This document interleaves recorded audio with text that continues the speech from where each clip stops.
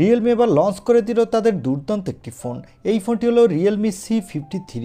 আর এই ফোনটি হতে যাচ্ছে লোয়ার বাজেটের একটি ফোন, কিন্তু এই ফোনটিতে লোয়ার বাজেটের মধ্যে দেওয়া হয়েছে দুর্দান্ত একটি গেমিং প্রসেসর। তাছাড়া এই ফোনটির লুকো ডিজাইন দেখতে হুবহু আইফোনের মতো।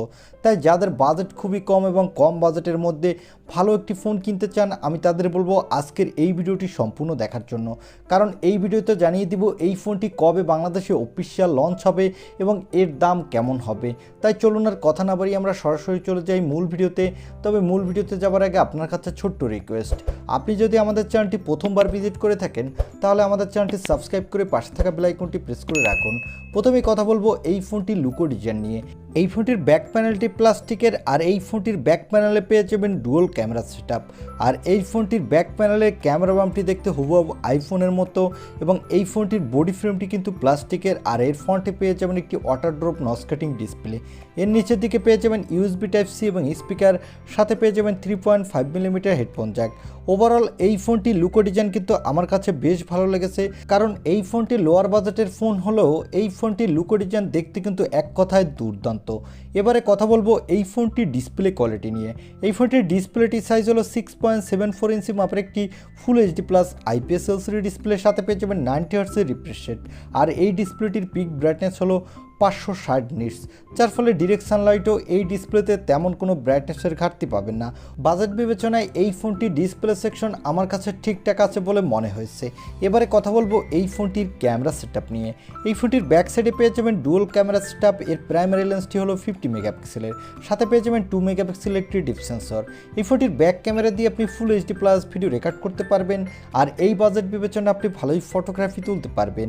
আর এখানে সেলফির জন্য পেয়ে যাবেন 8 মেগাপিক্সেলের সেলফি ক্যামেরা। এই ক্যামেরাটি দিয়ে আপনি এইচডি ভিডিও রেকর্ড করতে পারবেন, আর এখানে আপনি মোটামুটি মানের সেলফি তুলতে পারবেন। এই ফোনটির ফ্রন্ট এবং ব্যাক ক্যামেরা সেকশন বাজেট বিবেচনা আমার কাছে মনে হয়েছে ঠিকঠাকই আছে। এবারে কথা বলবো এই ফোনটির মূল হাইলাইটের সেকশন, অর্থাৎ এই ফোনটির প্রসেসর নিয়ে।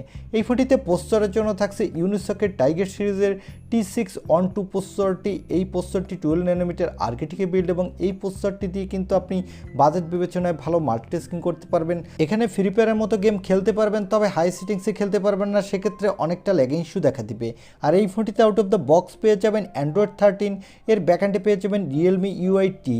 এই দুটির মিলিত কম্বিনেশনে আশা করছি এই ফোনটির ইউআই ভালোই ফাস্ট হতে যাচ্ছে। এবং এখানে ব্যাটারির জন্য পেয়ে যাবেন 5000 mAh-এর একটি ব্যাটারি, সাথে পেয়ে যাবেন 33 ওয়াটের একটি ফাস্ট চার্জার। আর এই ফোনটি মার্কেটে আপনি দুটি কালার ভেরিয়েন্টে পাবেন, এবং এখানে সিকিউরিটির জন্য পেয়ে যাবেন সাইড মাউন্টেড ফিঙ্গারপ্রিন্ট সেন্সর। আর এই ফোনটির ভালো ব্যাপার হলো এখানে দেওয়া হয়েছে extra dedicated microSD card slot, যার ফলে আপনি চাইলে আপনার ইচ্ছামতো স্টোরেজ বাড়াতে পারবেন।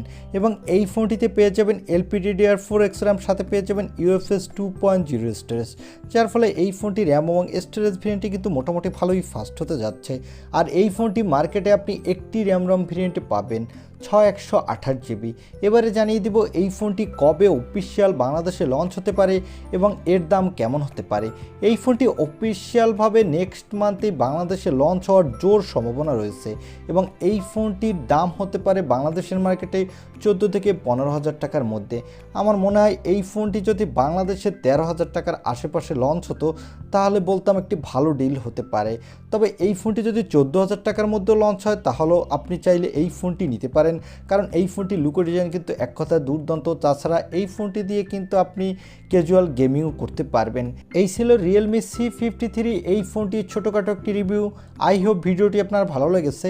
আর ভিডিওটি যদি ভালোই লেগে থাকে তাহলে অবশ্যই একটি লাইক দিয়ে আমাদের চ্যানেলটি সাবস্ক্রাইব করে পাশে থাকা বেল আইকনটি প্রেস করে রাখুন। দেখা হবে নেক্সট ভিডিওতে। আজকের মতো আল্লাহ হাফেজ।